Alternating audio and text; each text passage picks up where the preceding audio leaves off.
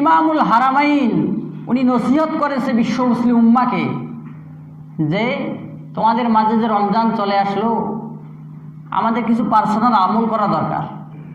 মানুষের থাকে না পার্সোনাল কিছু জিনিস থাকে না, মানুষের কিছু পার্সোনাল জিনিস থাকে যে জিনিসগুলো তার সন্তানকেও নাড়তে দিতে চায় না, এটা নাড়া যাবে না, এটা তোর জন্য হারাম, এটা আমার জন্যই শুধু হালাল। এখন আমাদের পার্সোনাল কিছু আমল করা দরকার। সে আমলগুলো কি? ইমামুল হারামাইন বলেছেন যে রমজানের শেষ 10 দিন বিজোর রাত, অর্থাৎ আমাদের শেষ 10 দিন একটু একটু হালকা আমল, একবারে ভারী বোঝা নয়। আপনি যদি আমলগুলো করেন আপনাদের উপকার আছে। কি সেই আমল? রমজানের শেষ 10 দিন আমাদের মাঝে শুরু হয়ে যাচ্ছে। আমাদের আমলের পাল্লা ভারী করার জন্য ইমামুল হারামাইন তিনি ফতোয়া পেশ করেছে বিশ্ব জাতির কাছে, বিশ্ব মুসলিম উম্মার কাছে। তোমরা শেষ দশকে প্রতিনিয়ত 1 দিরহাম হলেও আল্লাহর রাস্তায় দান করে দিবা। কয় দিরহাম? 1 দিরহাম, 1 টাকা। কেন বেশি হলে খুব সমস্যা হইতো না? 1 দিরহাম হলেও আল্লাহর রাস্তায় দান করবা বিজোর শেষের 10 দশকে।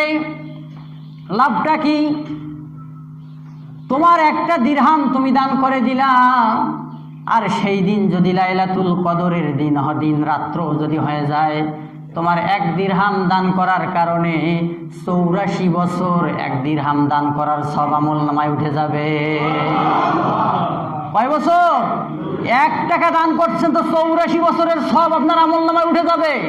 আর রমজানে 1 টাকা দান করলে 70 থেকে 700 গুণ সব বেশি। ইমামুল হারামাইন আরো বলেন, বদরগঞ্জের জ্ঞানী গুণী ভাই বন্ধুরা, পর্দার অন্তরালের আম্মা জানেরা, খুব ভালো করে কথাগুলো শোনেন।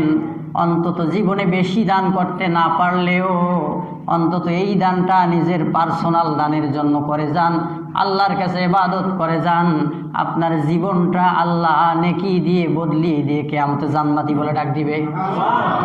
ইমামুল হারামাইন বলেন, আপনারা প্রতিনিয়ত শেষের 10টা দিন কমপক্ষে 2 রাকাত, 4 রাকাত, 10 রাকাত, 8 রাকাত নফল নামাজ আদায় করবেন যদি করেন।